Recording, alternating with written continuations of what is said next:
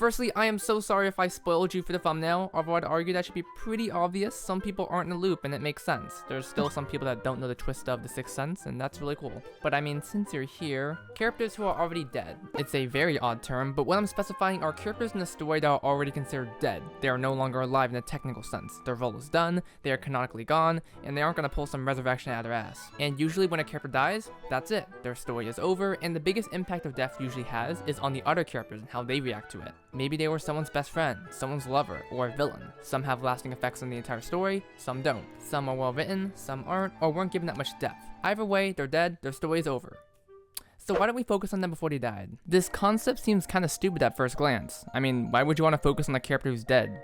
They're dead. We already know their fate, so who really cares? Why should I be invested in someone whose fate is already sealed? What more could we learn about them and their life? Well, a lot actually. Sometimes a character's whole story is showcased when they're alive, sometimes it isn't, and that leaves room for a ton of interpretation, open space for why these characters are the way they are. Imagine a one-note villain that gets introduced and later killed off. Well, why were they a villain? How'd they get to that point? These kind of questions pop up for the curious folk, and in most cases, it doesn't really matter. I mean, I guess there's some potential to dive into it, but I mean, it'd have to be really good to make us care.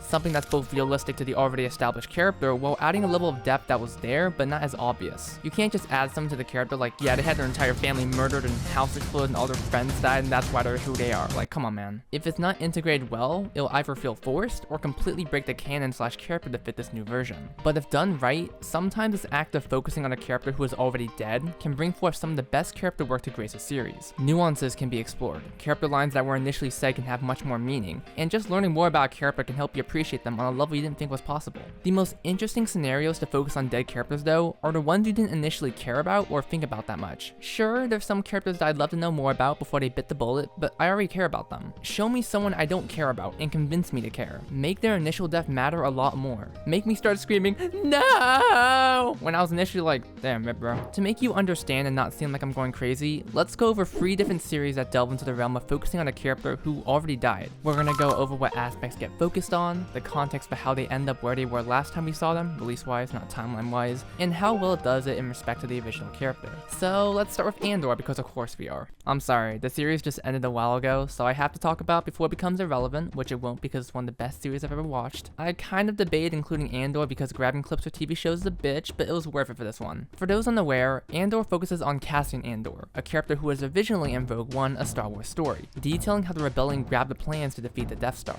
Now, Cassian wasn't a bad character by any means, but on my first watch years ago, he didn't seem that intriguing or memorable. The most I remember is how he initially seemed selfish and willing to do anything for the rebellion, such as killing this poor dude. I mean, I liked how determined he was for the rebellion, given that one quote I remember a bunch of people memeing on, but ultimately, he ended up dying along with everyone else in that story, which is probably why I don't remember him that well. It didn't really seem like there was much to delve into with his character. The most he had was talking about how he's been in this fight since he was a child, and how he's had to do dirty things for the rebellion. But what kind of content could you do with that? Well, I don't know, probably enough content to be one of the greatest TV shows of all time. Andor is amazing, and to avoid making this video super long, I just want to delve into Andor himself and the characters that are already dead. A lot of the characters in Andor are present in Rogue One, with their fate already sealed. So the question remains, how can you explore these characters in a way to make them more interesting? Well, the answer to that is just by making a good show. Shocker, I know. This series is grounded, it's exciting, it's beautiful, it's scary, it's thrilling, and Cassian Andor just so happens to be the character that goes through all of this. We get to see his growth from not wanting to do anything with the rebellion to first-hand witnessing the Empire's wrath and how it gets to a point that he decides to actually step in. He's had his whole life tormented by the Empire, and seeing this journey of him eventually realizing what he needs to do is amazing. He goes undercover multiple times, he kills when he needs to. We get to see him do what he said back in Rogue One. I remember back when Andor was announced, people were confused and negative, similar to how Marvel announced all these Disney Plus shows that a lot of people thought were gonna be ass. One thing you learn in life often is that the thing you need isn't often gonna be the first thing you think of. Was I expecting peak watching a show based on Cassian Andor from Rogue One? Who's this guy again? One of the best things that Andor does is just be a good series that just so happens to have characters who are already dead. Yeah, no, I mean it. Listen, I'm not the biggest Star Wars fan, and jumping into this series was really good because of how accessible it was. I actually had no idea who Mon Mothma was until I watched a review on Andor, but that was okay. I didn't need to know because I was already learning about her. And the same goes for Cassian. I low-key forgot about Rogue One, so I was just watching this series, learning about Cassian, and as I slowly saw more of the shit he was dealing with, a thought lingered in my mind.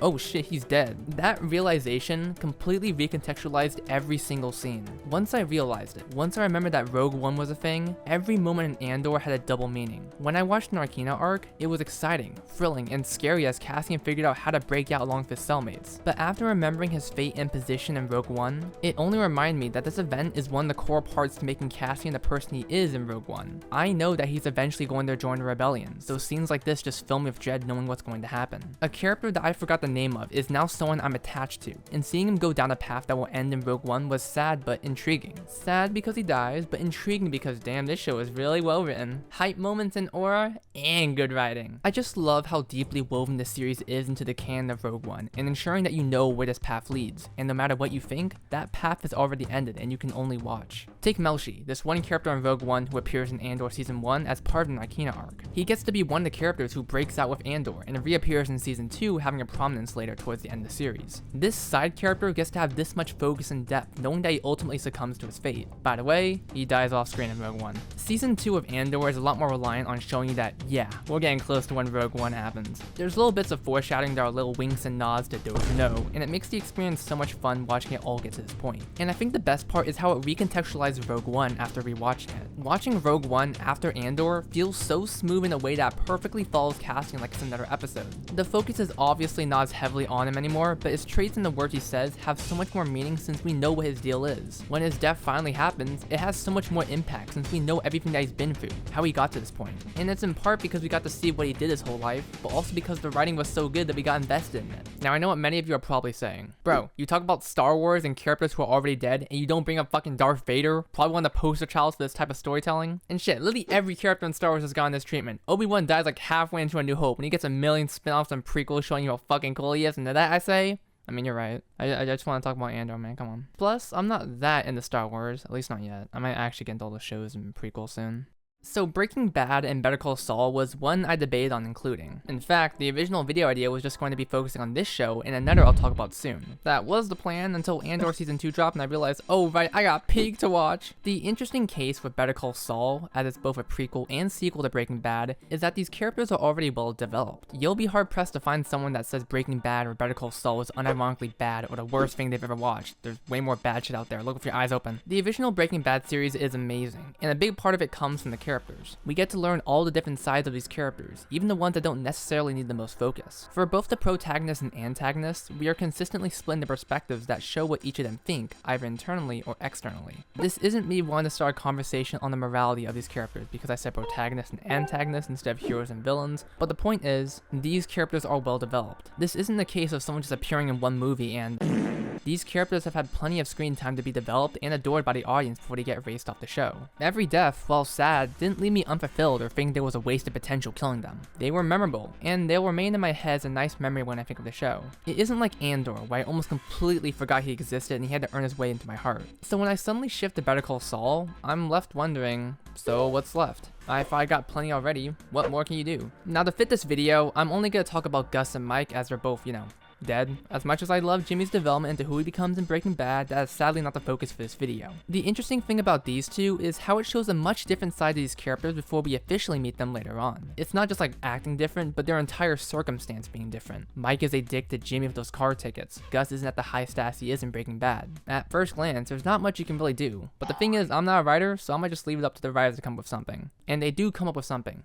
And it's really cool. For Gus, following his journey to create the meth empire helps us see him in a different light, one where he isn't the boss. In comparison to his personality in Breaking Bad, he's a lot more crazy? Okay, when I saw the Breaking Bad scene where he used the boxcar to murder someone, that should have been my first sign. That one's on me. In Better Call Saul, he is a lot more violent, probably because of his current position. He is not afraid to jump people alongside his employees, and he's genuinely bloodlusted while having the most gaslighting dialogue of all time. And I fucking love it. The reserved nature of his character in Breaking Bad that reveals his true self when he needs to makes him so scary. You didn't know if you guys were just gonna eat or he was gonna grab a fork and start stabbing you. Now the reason why he's more reserved in Breaking Bad is perfectly explained in Better Call Saul, providing a reason that wasn't needed, but adds so much more depth. The cool thing about prequels is showing a different side and making you wonder, how is this connected to the present day version of them? And when it's a character that's already dead, how does it connect to how they died? Did they not learn something from their past? Stuff like that can help recontextualize a bunch of things. One of the biggest moments in Better Call Saul is how Gus builds his meth empire, and how Lalo Salamanca gets close to exposing him and killing him for it. Gus is horrified when thinking about Lalo, someone who can actually match up to him. He takes literally all precautions to be safe. He has a fake house and a fake neighborhood with fake people running around just to have maximum security. And this house, it's still in Breaking Bad and completely recontextualized when Walter heads to it. We know in Breaking Bad that Gus already knows Walter is coming, but with the context of Better Call Saul, we have a much clearer idea of how much he's prepared for it.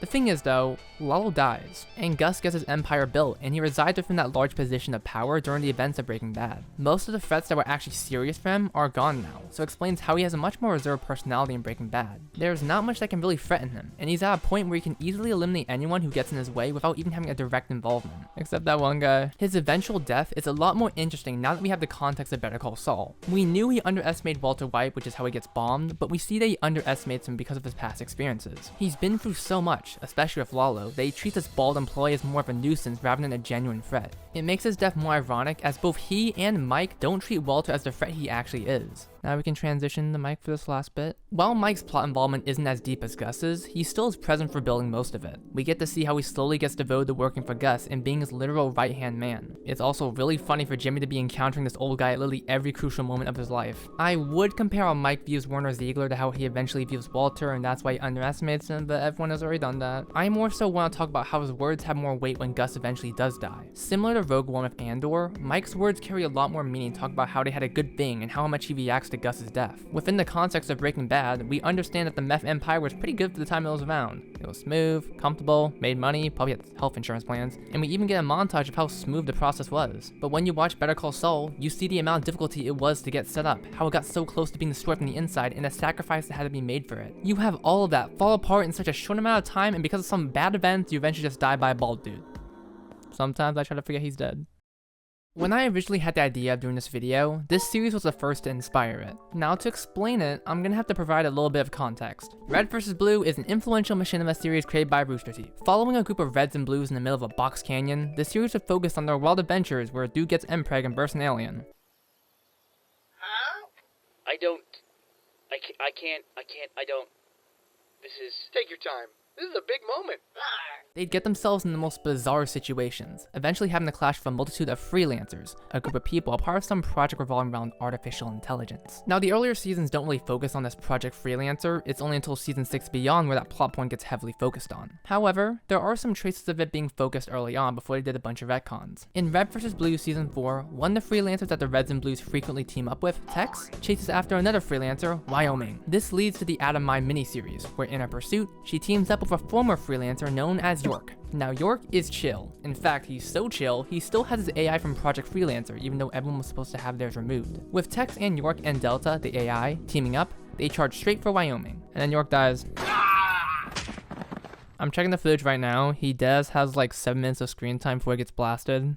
That's so sad. Anyway, Wyoming gets away and Tex chases him back to where the Reds and Blues are. York's AI is later recovered by another former freelancer, Agent Washington, and then York's body explodes. What a sad fate. So at this point, York is just a chill guy, and that actually means something during this part of the series. All of the freelancers we've known so far are kinda dicks. Tex helps out in the series, but she's kind of an asshole, and Wyoming is also an asshole because he's dead set on killing the Reds and Blues. So to have an actual normal dude, someone who's nice, chill, respectable, is actually something to note. Within the 7 minutes of screen time he gets, he's shown to be someone very dependable, so of course they have to kill him off. Listen, this is not a case of Rogue One where it's someone who appears in a full-length movie and dies, nor is it a case of Breaking Bad where the characters are already well established. This dude has less than 10 minutes before he gets blasted. So imagine my surprise when I start season 9 and see that this is a prequel. This season is going to focus on what happened during Project Freelancer, and how interesting is it that the first trailer they dropped for season 9, it ends off with this. York, do you think we're moving too fast?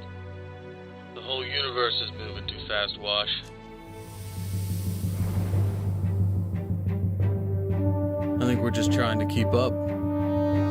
We get the return of York, and not only that, we get our first look at someone's actual human face without the Spartan helmet. How fitting is it that the most chill, the most normal out of all the freelancers is the one we get to see without their helmet? It's poetic. I fucking love York. Season 9 does an amazing job humanizing every one of the freelancers, which only goes to show that York is a really chill dude. He makes small talk, he tries to communicate, he tries to be a good team member, and when more of the freelancers get more moments in depth, it only goes to show how better he is than everyone else. He's literally just a normal guy who got on the Project Freelancer. He's a good guy, and that trait doesn't go unnoticed by the characters. It's very noticed by one freelancer in particular, Carolina. Carolina is a freelancer introduced in Season 9, and a good portion of the season is spent on her perspective until she makes her grand return to present day at the end of the season. Carolina and York's relationship isn't directly stated, but you can tell they care for each other. They have banter, she's a lot nicer to York than to the others, and when drastic events occur, they're usually the ones to look after each other. Season 10 of Red vs. Blue does a really good job switching between the past and the present, building up the mystery on what exactly happened to cause Project Freelancer to end. What happened between Carolina and York? What happened to this group, and what impacts did their decisions back then make now? Season 10 has this really good episode where Carolina revisits the site where York died. With Epsilon, who's an AI, he's able to pull video logs from York's head, revealing a lot of information about his life.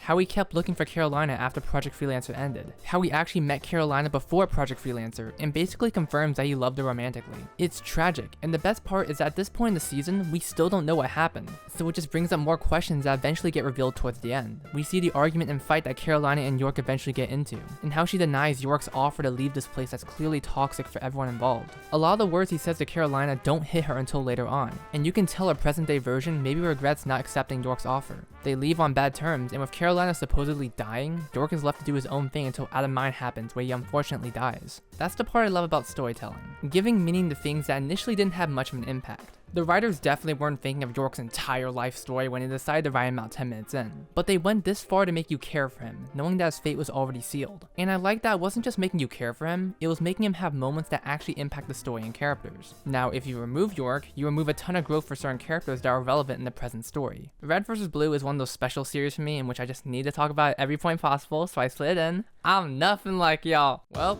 that's it. You know, one day I'm gonna die too, but unlike a series, my character's already been established, so hopefully I'm considered well written in the eyes of some. Doing this whole kind of video reminds me when someone in real life dies, either be a celebrity or someone random, and then the article has like their entire life story to tell you how much they had going on in their life, and I don't know, I can make a comparison here, but like my brain's kind of dead, so cherish life, make your prequel story good. If I ever get hit by a death beam, get exploded, just get shot, your choice.